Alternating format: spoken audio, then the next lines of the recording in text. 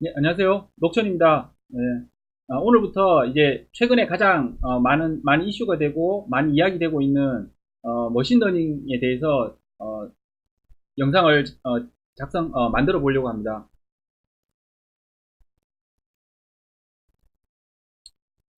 먼저 역사에 대해서 조금 봤으면 합니다. 이게 뭐 단순히 그냥 이렇게 뭐 역사는 이랬었다를 얘기하고 싶어서 이 얘기를 하는 건 아니고요. 실제 현재의 머신러닝을 이해하기 위해서는 과거가 이거는 절대적으로 필요합니다. 왜 그러냐면 지금 바로 제가 이렇게 뭐 코딩을 하고 뭐 이렇다 아마 여러 책을 보거나 이러면 많이 이런 것들이 나오는데 그것보다는 앞쪽에 어떤 것들을 했는지를 이해하는 게 중요합니다. 왜 중요한지는 아마 조금씩 들어보시면 아실 텐데요. 그래서 전체적으로 한번 이 AI, 머신러닝이 어떤 식으로 발전해 왔는지 설명을 좀 드리도록 하겠습니다. 보시면 처음에 탄생해서 사람들이 별로 머신러닝이 안 될 것 같아. 그러다가 또 될 것 같아. 또 안 될 것 같아. 그리고 현재까지 온 상태거든요. 그 사이에 어떤 기술적인 문제들이 있었고 그 기술적인 문제를 어떻게 극복했는지를 좀 이해를 하고자 합니다. 그리고 여기서 설명된 것 중에 핵심적인 부분은 제가 뒤쪽에서 계속적으로 설명을 드릴 예정입니다. 그래서 최초의 머신러닝, 뭐 인공지능에 대해서 이제 얘기가 되기 시작한 것은 50년대, 1950년대였었는데 이때는 그러니까 여기에 가장 대표적으로 얘기할 수 있는 게 이 튜링 머신입니다. 튜링 머신과 중국어의 방 이걸로 이해를 해볼 수가 있습니다. 그러니까 이때는 서로 머신러닝이라는 것을 에 대해서 뭐 철학적으로 접근하고 그러니까 인간의 뇌에 대해서 사람이 생각한다라는 것에 대해서 접근하기도 하고 뭐 이랬었을 때인데 아시는 분들은 아시겠지만 튜링 머신이라는 게 있습니다. 튜링 머신은 어떤 개념이냐면 간단한 개념만 설명드리면 이렇습니다. 어떤 방이 하나 있고 이 방에는 컴퓨터가 있는 겁니다. 기계가 있는 겁니다. 그리고 어떤 사람이 하나 있고 이 사람을 어느 방에 들어가게 합니다. 그런데 이 방에 들어갈 때 이 사람은 이쪽에 컴퓨터가 있다는 걸 모릅니다. 그리고 그냥 들어가서 그 앞에는 모니터가 있고 뭐 자판이 있고 이랬을 때 채팅을 하는 거죠. 채팅을 하는데 그 채팅을 하는데 실제적으로는 바로 다른 방에 있는 이 기계가 채팅을 하고 있는 거죠. 그랬을 때 오른쪽 방에 들어가 있는 이 사람이 채팅을 하면서 자기가 하면서 이거는 사람하고 하고 있어. 이건 이상한데 조금 이상한데 뭐 기계인가?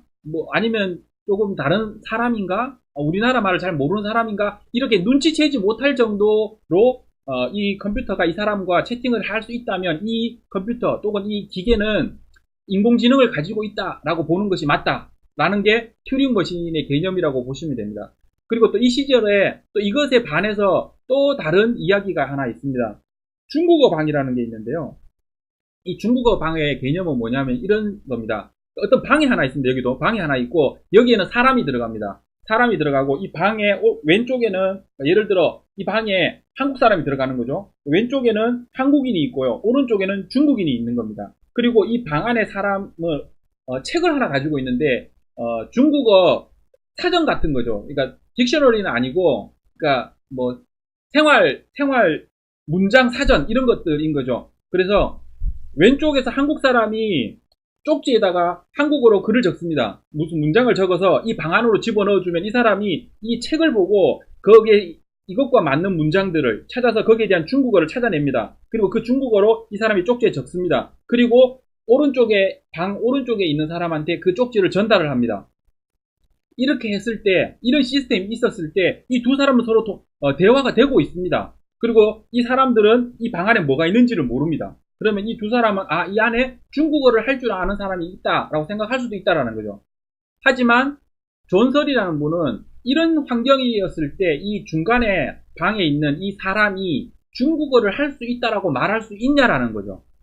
그럴 수 없다라는 게 이 사람의 생각이기 때문에 튜링 머신의 논리, 그 개념 가지고 어떤 컴퓨터가 생각을 할 수 있다 없다를 판단하기에는 부족하다. 그것만으로는 안 된다. 뭐 이런 이야기들을 하던 이런 시절이 50년대 시절이었고요. 이때 그러면 이걸 기계가 학습하기 위해서는 사람의 뇌가 어떻게 동작하는지를 이때 조금씩 학습이 되어져 나가 있던 시절이었고 그때 알게 된 것들이 뇌가 뉴런이 어떻게 동작한다는 정도까지는 알고 있었던 거죠. 그래서 퍼셉트론이라는 게 등장을 합니다. 퍼셉트론이라는 건 뭐냐면 사람의 뇌에 있는 뉴런이라는 가장 작은 단위를, 그러니까 신경세포의 가장 작은 단위죠. 신경세포의 가장 작은 단위를 시뮬레이션 하는 겁니다. 시뮬레이션해서 이렇게 해서 우리가 사람하고 비슷한 행동을 하는 기계를 만들어낼 수 있다 라고 해서 만들어진 게 퍼셉트론이고, 퍼셉트론은 뒤에서도 제가 조금 상세하게 설명을 드릴 겁니다. 아주 상세한 것은 이제 수학적인 개념도 이해를 해야 되고 해서 뒤에 더 설명드릴 거고, 지금 아주 간단하게 이해할 수 있는 수준, 그러니까 이 현재의 머신러닝을 이해할 수 있는 수준에서 퍼셉트론을 한번 제가 설명을 드릴 거고요. 이렇게 해서 50년대에서부터 70년대까지 머신러닝이 시작이 되었다가, 그 이후에 사람들이 이거 머신러닝 안 될 것 같아, 인공지능 안 돼 라고 했던 암흑기라는 게 있었습니다. 그럼 왜 이런 현상이 발생했느냐 하면, 여기 퍼셉트론이 등장을 했는데, 그래서 사람들이 이렇게 하면 될 것 같아 라고 얘기했는데, 마빈 민스키라는 분이 퍼셉트론의 한계를 증명을 했습니다. 그러니까 이 퍼셉트론 가지고 할 수 없는 일이 있다, 이거는 수학적으로도 이미 할 수 없다라는 걸 아예 그냥 명확하게 증명하는 책을 하나 발표를 해버린 겁니다. 그래서 70년대에 가장 중요한 것은 마빈 민스키의 퍼셉트론의 한계가 증명이 됨으로 인해서 사람들이 인공지능은 안 되겠다. 그래서 이 한계가 무엇인지도 제가 뒤쪽에서 한번 설명을 드리도록 하겠습니다. 이게 이해가 돼야지 이 한계를 뛰어넘어 지금의 현재의 방법이 나오거든요. 그래서 이 문제 때문에 간단하게 이렇게 적었지만, 실제로는 인공지능으로 뭔가 문제를 해결하지 못한다라는 생각들이 지배적이었던 시절이 암흑기였고요. 그 다음에 80년대에 부흥기, 다시 인공지능 될 것 같아 라고 했던 게 왜 그러냐면, 멀티레이어 퍼셉트론이라는 것이 개념이 가능해. 그래서 사실 이 시기와 이 시기의 끝부분은 거의 좀 중복되는 느낌이 조금 있고요. 그래서 이 멀티레이어 퍼셉트론이라는 놈으로 가능하다라는 거, 그리고 가장 어려웠던 게 뭐냐 하면 네트워크라 그러는데, 뒤쪽에서 설명을 하겠지만 뇌에 뉴런을 여러 개를 이렇게 막 쌓아 놓는 거죠. 지금이 하는 것은 이것을 시뮬레이션 해 놓은 겁니다. 그러니까 추상화 해 놓은 거죠. 근데 이때부터 이미 사용되었던 거고요. 그게 멀티레이어라고 보시면 되고, 레이어를 여러 개를 해서 뇌의 그 셀, 그러니까 뉴런을 여러 개를 이렇게 쌓는 겁니다. 쌓아 놓는데, 그래서 어떤 데이터가 들어오면 그것에 대한 결과물이 있을 겁니다. 예를 들어 강아지 사진을 보여주면 결과로 이 사람은 이거는 강아지야 라고 이렇게 판단을 해야 되는데, 이 판단을 할 때, 그러면 처음에는 강아지를 보여줬을 때 이 컴퓨터는 잘 몰라요, 강아지를. 그래서 개야 닭이야 라고 다르게 답을 하는 거죠.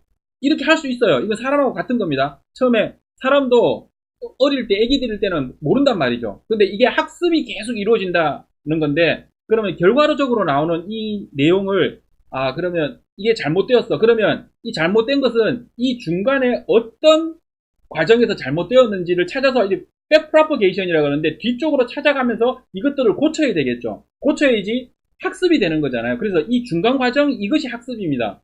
그리고 사람의 학습도 이 중간 과정입니다. 학습도 이 과정들이 있는데, 이거는 뒤에서 제가 다시 설명을 드리도록 하겠습니다. 그래서 백프로퍼게이션 방법이 발표가 됐고, 그러면 이제 가능할 거야 라고 이제 얘기가 되면서, 이런 뉴럴 네트워크를 이용해서 DNN, RNN, CNN 같은 것들이 발전되기 시작한 거죠. 이 DNN, RNN, CNN은 지금도 많이 사용되어지는 것입니다. 자, 이렇게 하다가 그 다음에 다시 이제 겨울이라고 얘기를 하는데요. AI의 겨울기라고 얘기를 하는데, 80년대 후반, 90년대 초반, 이때 다시 안 될 것 같아 라고 했던 게 왜 그러냐 하면, 작은 문제들은 풀려요. 작은 문제들은 풀리는데, 이미지를 인식한다든지, 아주 세상에 있는 이미지들을 막 인식을 한다, 이런 것들 할 때 데이터 양이 엄청나게 많다라는 거죠. 이 많은 것들이, 그러면 뉴럴이라고 하는 이 셀들을 막 여러 레이어에서 엄청나게 많이 만들어 놨을 때, 계산해야 되는 데이터량이 너무 많다라는 거죠. 그래서 데이터량이 일단은 많아지면, 그러면 계산량이 많아지고, 그 다음에 학습을 하기 위한 데이터, 그러면 사진으로 어떤 강아지나 이런 것들을 인식시키기 위해서는 수없이 많은 종류의 사진들이 있어야 되는 거죠. 사람들은 이렇게 지나다니면서 여러 가지들을 보면서 인식할 수 있는 기본적인 베이스가 되는 시스템이 있지만, 컴퓨터는 그렇지 않다라는 거죠. 기계는 그러다 보니 모든 종류의 사진들을 다 보여주고 나야 학습을 시켜야 어느 정도 판단이 되는데 이 많은 데이터도 없을 뿐더러 데이터가 있다 하더라도 컴퓨팅 파워가 부족했던 거죠. 그래서 데이터량과 컴퓨팅 파워가 부족해서 이제 좀 힘들다라고 얘기를 했는데 그래서 이제 현재까지 온 겁니다. 현재 왔는데 이제 빅데이터가 나오고 데이터를 여러 개를 엄청나게 많은 데이터들을 저장해서 검색을 하고 뭐 이런 것들이 가능해졌고 그 다음에 GPU가 발전하면서 GPU로 인해서 예전에 슈퍼컴퓨터들에서 계산해도 계산해야 되던 그런 량의 데이터들이 지금은 작은 GPU 안에서 엄청나게 빨리 계산되기 시작했다라는 거죠. 그래서 GPU가 발전되면서 가장 큰 핵심적인 이슈 이벤트가 하나 있었는데요. 그게 뭐냐 하면 제프리 힌턴이라는 이 교수님이